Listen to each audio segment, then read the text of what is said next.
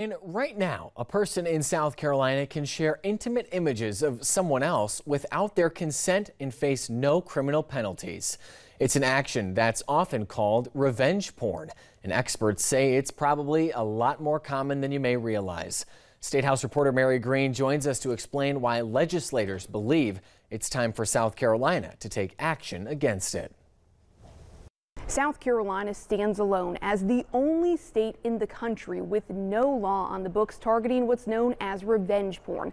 Legislation advancing here at the State House would finally remove it from that list. Don't get me wrong, people make bad decisions when letting themselves be photographed or taking photographs and sending them, but we've all made bad decisions. And Representative Chris Wooten says those bad decisions can become dangerous ones. A lot of times this is how actually sex trafficking even comes from its infancy, from this portion of well, you're going to perform this for me, or I'm going to use this for blackmail. We've seen that in so many instances. 2 years ago, South Carolina enacted a law criminalizing sexual extortion, which is when someone threatens to release private images of another person if that person doesn't do what they want, like pay them or perform certain acts. But under that law, there must be blackmail involved. Otherwise, it doesn't rise to the level of a crime in South Carolina. This bill would fill that gap and bring clear penalties to those who engage in these harmful practices. This bill would make it a crime to intentionally disseminate an intimate photo or video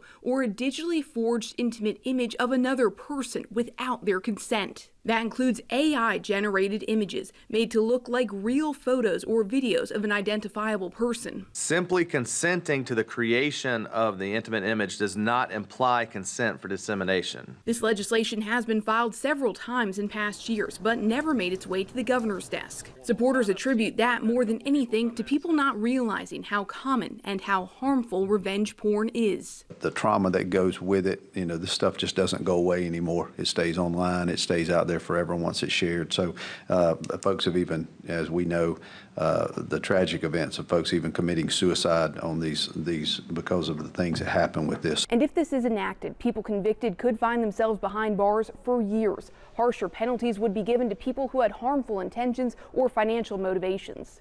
Reporting from the State House, I'm Mary Green. Now, another bill before lawmakers this year would allow victims of revenge porn to sue the person who distributed the photos of them. Lawmakers say South Carolina would be among the first states in the country to establish this civil cause of action if that bill does become law.